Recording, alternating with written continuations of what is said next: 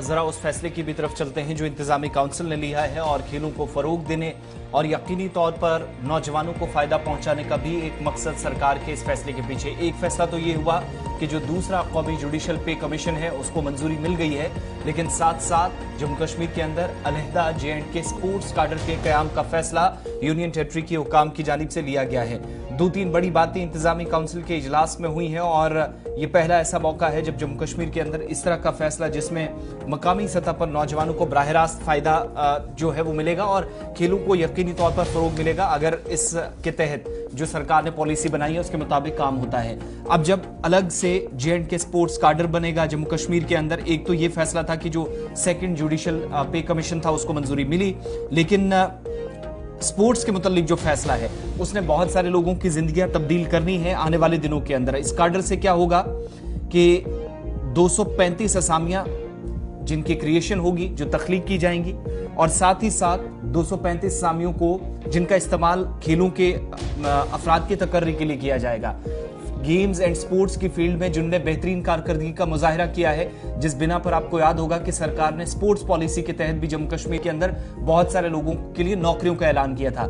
लेकिन ये जो 235 पोस्टें होंगी ये इस काडर के तहत नई पोस्टें होंगी जिनकी क्रिएशन होगी और 10 गेजेटेड असामियां भी इसमें शामिल होंगी। और इस फैसले के साथ जो नुमाया खिलाड़ी हैं, बेहतरीन कारकर्दगी है, अलग अलग फील्ड्स में मुल्क की रिप्रेजेंटेशन कर चुके हैं, उन खिलाड़ियों को अगर कहीं जरूरत पड़े या फिर अहल अफराद होंगे इन्हीं स्पोर्ट्स पर्संस में से, तो 235 जो नई पोस्टें हैं वो भी इस काडर के तहत फिल करने का मौका मिलेगा।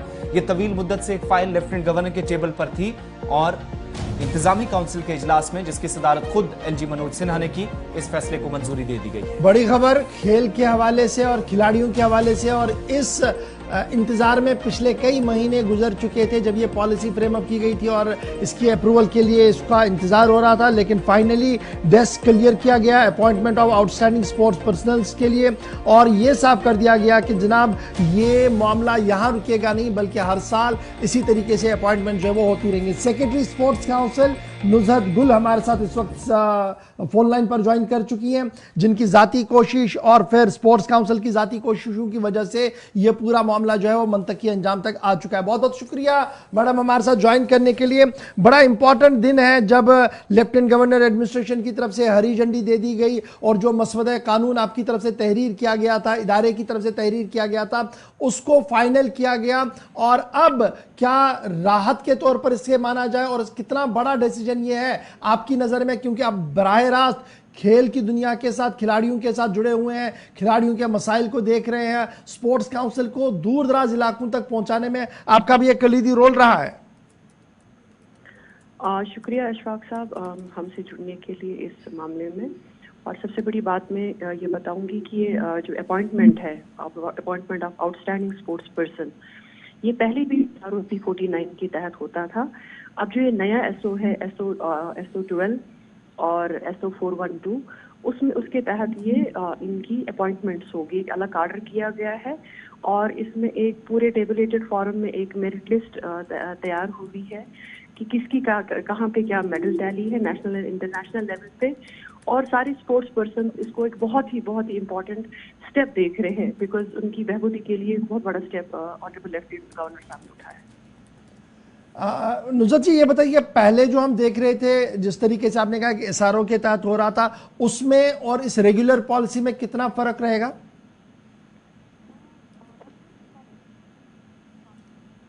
हेलो नुज़हत जी, क्या आप तक मेरी आवाज आ रही है? चलिए कोशिश करेंगे दोबारा से इनके साथ जुड़े ताकि एक बड़ा डिसीजन जो एडमिनिस्ट्रेटिव काउंसिल की तरफ से लिया गया है उस पर मजीद गुफ्तगू करें, क्योंकि जो एडमिनिस्ट्रेटिव काउंसिल ने कल रात देर के फैसला लिया जिस पर मोहर लगाई है जी लेफ्टिनेंट गवर्नर साहब ने, उसमें यह कहा गया कि क्रिएशन की जाएंगी जी नए पोस्ट्स की भी, और जम्मू कश्मीर स्पोर्ट्स काडर को बाज़ाब्ता तौर पर हरी झंडी दे दी गई है। एडमिनिस्ट्रेटिव कंट्रोल इसका youth service and sports department रहेगा। 235 से ज़्यादा पोस्टें जो हैं वो यूटिलाइज की जाएंगी और आउटस्टैंडिंग स्पोर्ट्स पर्सनैलिटीज़ जितनी भी होंगी, यानी जिन्होंने खेल की दुनिया में एक अच्छी कारकर्दगी की होगी, उन्हें कहीं ना कहीं यहाँ पर नौकरियों से नवाजा जाएगा। मैडम क्या आप तक हमारी आवाज़ आ रही है? जी मैं सुन पा रही हूँ आपको। कैरी ऑन जरा कीजिएगा। जो पुराना ऑर्डर हमारा था जिस SRO की आप बात कर रहे थे, इसमें और नई पॉलिसी में फर्क क्या होगा? देखिए, सबसे बड़ी बात है कि जो नई पॉलिसी है एक बहुत ही ट्रांसपेरेंट मैकेनिज्म से उनकी कैलकुलेशन होती है।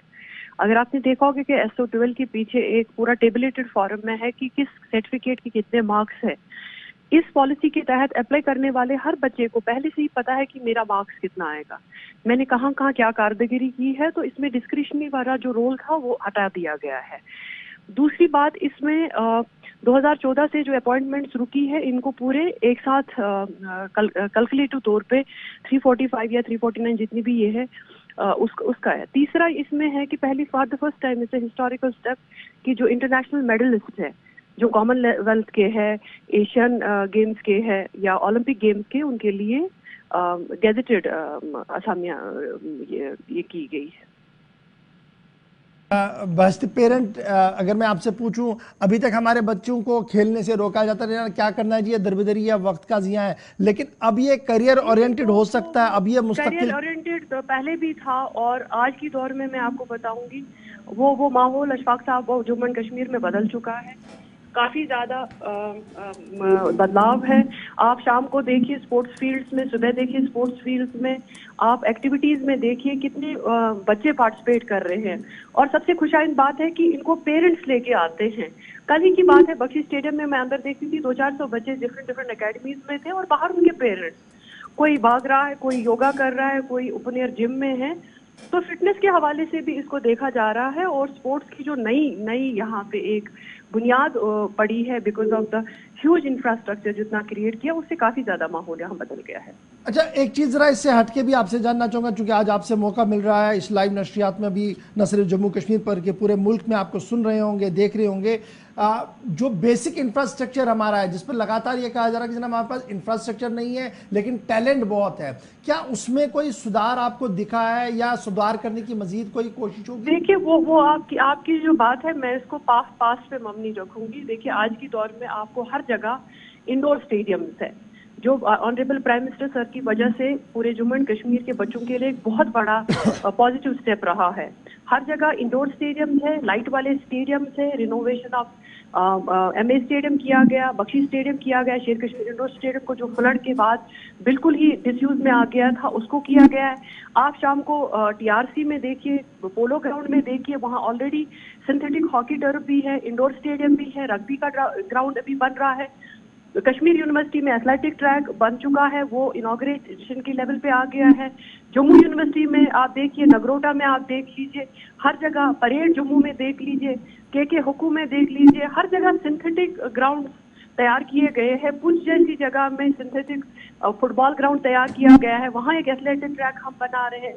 तो मेरी नजर में इतना इंफ्रास्ट्रक्चरल बूम शायद ही किसी स्टेट में भी हो रहा है जितना जम्मू एंड कश्मीर में हो रहा है। मैडम, एक चीज और भी आपसे जानना चाहेंगे, कुछ दिनों का इंतजार है, अब 67वीं नेशनल गेम्स भी जम्मू कश्मीर के अंदर होने जा रही है और श्रीनगर के अंदर भी बहुत सारी सरगर्मियां होंगी। क्या प्रिपरेशंस हैं मकामी सतह पर, क्योंकि न सिर्फ जम्मू कश्मीर से नौजवान बल्कि मुल्क के अलग अलग रियासतों, यूटीज और स्टेट से नौजवान आएंगे और मेजबानी के लिए कितनी तैयारी आपकी तरफ से है कश्मीर में? जो हमारी सरमाइज विंटर गेम्स है उनका चयन भी इस साल भी हमें जो एडिशन है गुलमर्ग में होगा, उसकी तैयारियों के सिलसिले से हमारा already sports authority of India से राब्ता है, हम वो कर रहे हैं। बाकी गोवा में नेशनल गेम्स की पार्टिसिपेशन के लिए हमने सारी एसोसिएशन को कैंप्स के लिए कहा है ताकि वो कैंप्स लगाए, प्रिपेयर करे और बेस्ट से बेस्ट टैलेंट को जम्मू एंड कश्मीर की अगवाई करने के लिए नियुक्त करे। बहुत बहुत शुक्रिया नुजरत गुल साहिबा हमारे साथ ज्वाइन करने के लिए सुबह मॉर्निंग शो में। सेक्रेटरी स्पोर्ट्स काउंसिल का मानना है कि जिस ट्रांसपेरेंट तरीके से अब तकरीरियां होंगी उससे मजीद खिलाड़ियों को हौसला अफजाई होगी और इंफ्रास्ट्रक्चर भी बहुत ज्यादा बढ़ रहा है। और ये जो तस्वीरें हैं ये खुद बयान कर रही है, entire from Kupwara to Tangdhar, किस तरीके से स्पोर्ट्स काउंसिल अपना दायरा बढ़ा चुका है और किस तरीके से बच्चों को लाया जा रहा है। एक कोशिश की जा रही है कि ज्यादा से ज्यादा लोगों तक पहुंचा जाए और स्पोर्ट्स एक्टिविटी को फरोग दिया जाए। फिलहाल लेफ्टिनेंट गवर्नर ने अप्रूवल कर दिया जी उस मसवदे कानून को जिसके तहत बाज़ाब्ता तौर पर जम्मू कश्मीर स्पोर्ट्स कार्डर को मंजूरी मिली है और अब तकरीरियां सरकारी तौर पर नौकरियों के अंदर की जाएगी। तो 235 पोस्टों पर उन तमाम खिलाड़ियों को जो नई क्रिएशन ऑफ पोस्ट होंगी, इनमें उन खिलाड़ियों को मौका जो बेहतरीन कारकर्दगी का मुजाहिरा करे होंगे, सर्टिफिकेशन बाज़ाब्ता उनके पास होगी और उस बुनियाद पर उनको जिम्मेदारी आगे जाती